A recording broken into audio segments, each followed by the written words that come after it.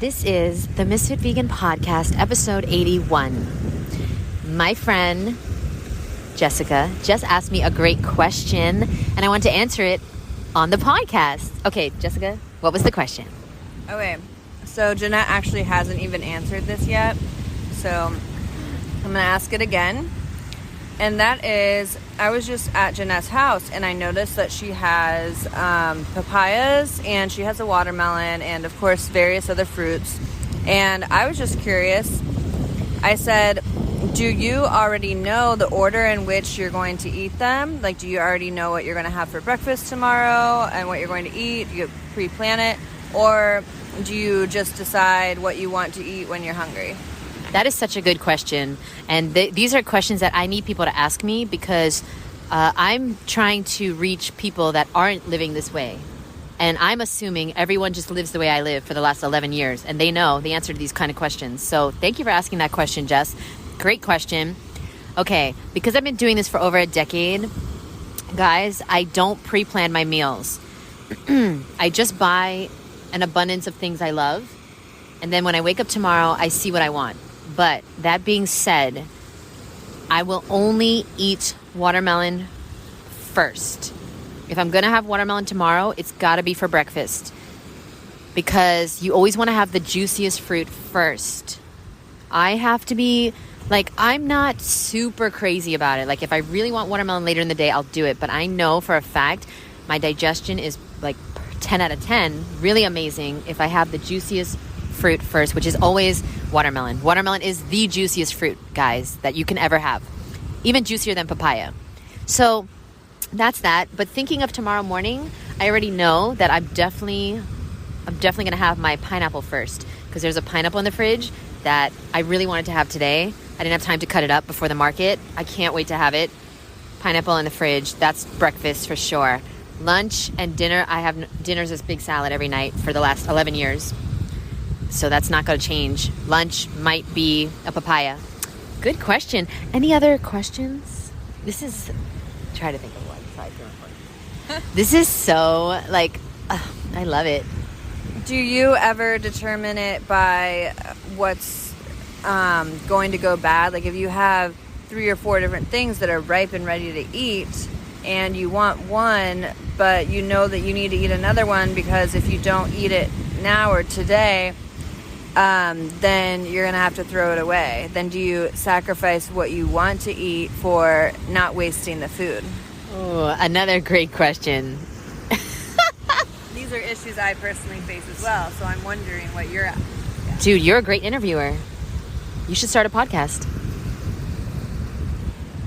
Yeah, we'll see. Oh, no. I thought she was going to say.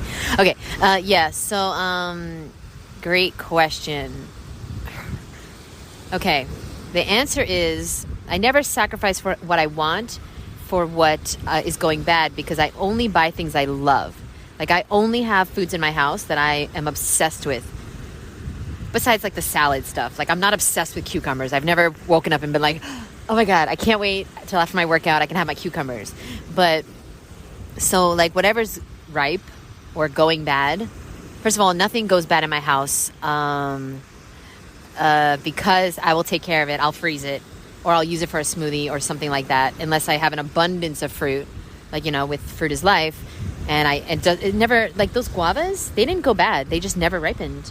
They truly never ripened. And the jackfruit, it went bad because I couldn't fit it in the fridge. So that's what happened there.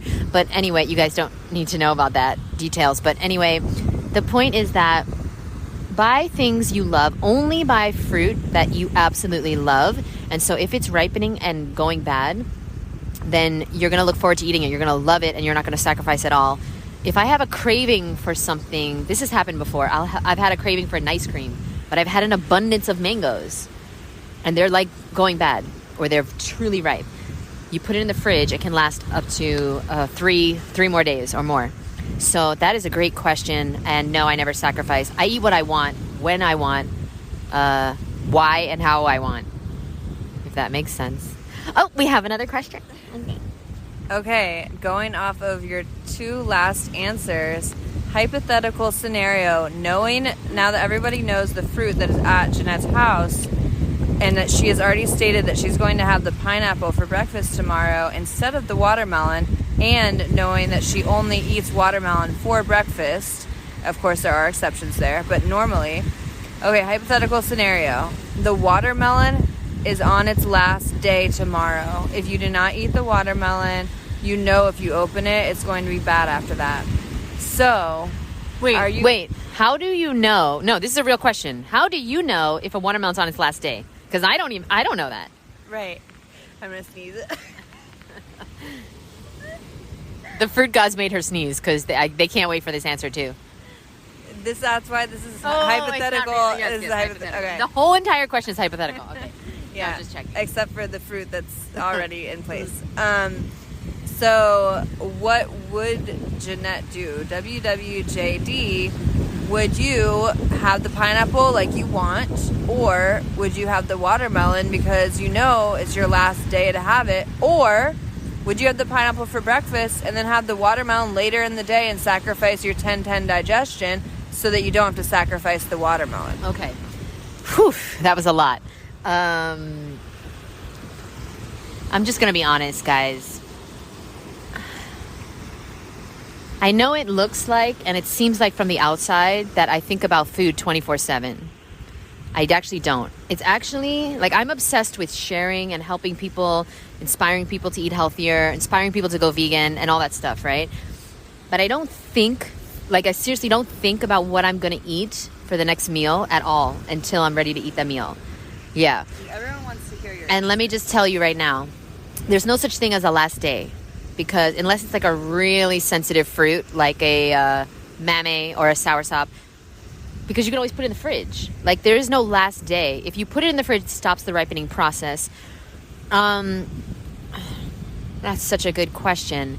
But I mean, when you say I'll sacrifice what I want, I'll want, listen, if I wake up tomorrow and I see, hypothetically, the watermelon's going to go bad, I'll have the watermelon. But I know the pineapple is ripe and perfect. So now I have two fruits. So what I might do then, okay, hypothetically, good question, I'll have the watermelon for breakfast, no problem, because my next meal will be the pineapple. That you didn't know I was gonna... No. This is amazing, and I think that you should, we should just start a podcast together where we interview each other. I interview about your specialties, and you interview me about my specialties, because I have some expertise in a field that, no, I didn't go to school for it, and this is what I want to leave you guys with, okay? And then Jessica's going to leave you guys with some knowledge and wisdom. But seriously, and inspiration, and soursop and dreams and whatever. But listen, that's an inside joke. I want to let you guys know that you don't have to get a degree. You don't have to get a certification. You don't have to go to school. And you don't have to get anybody's permission to consider yourself an expert in any field. And let me tell you why. There are people that study, and there are practitioners. There are theorists, and there are practitioners. Theorists study and go to school and learn and pass tests and take courses and learn to memorize the test and pass the test and get the certification. Practitioners are whom I respect and learn from and listen to and truly value in this world. Because, guys, I don't have a degree. I did go to school for nutrition, some bullshit school online. Okay, I didn't go to any prestigious IYNNCY, whatever this stands for, integrative nutrition. I didn't go to Harvard Nutrition School, if there is such a thing. I didn't go to NYU Nutrition Department, whatever. I don't have a degree. I don't have a PhD. I don't have my doctorates. But I've been a practitioner of eating a healthy vegan lifestyle for the last 11 years. I have been a practitioner of breaking free from food addiction and binge eating disorder for the last 11 years. I have been living this lifestyle, practicing it every day, 365 days a year for 11 years. That, in my opinion, and many other people's opinion, because they see I have the knowledge, makes me an expert. So people come to me for coaching. People take my courses because of my experience. So I want you guys to understand, you don't need a certification. You don't need to go to school for something unless you want to. And I want to study more. I want to get the knowledge. I don't care about certifications though, because I care about learning, but I don't need a piece of paper to make me feel like an expert on what I know I've been practicing for 11 years. Jessica, please leave us with some of your thoughts, comments, concerns on anything that was just said, or just any random insights that you had throughout the day or inspirations. I'm just going to piggyback on what you said because I completely agree. As far as a degree versus real life experience. Because I have a degree, but what I have real life experience in, I am more confident teaching and guiding others off of that than I do. My degree is in marketing. Wow. And while that does serve me in some ways, ultimately everything I've learned that I use for marketing, I've taught myself through YouTube University. I'm shoving my face with salad, practicing, if you will. But listen, I went to school for nutrition, guys. I don't use one goddamn thing that I learned there. I'm just putting that out there. I've now lost my train of thought. Oh no, you studied marketing and everything you use in marketing you taught yourself. Right, yes. So what you want is someone with real life experience. Getting the results you want. All right, Jeanette, you have the floor. No, I'm sorry. Remember to like this podcast, follow for more, leave a review. Let us know if you liked this type of Q&A format.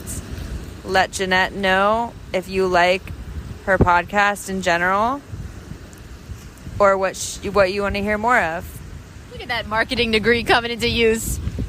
Thank you guys. Bye.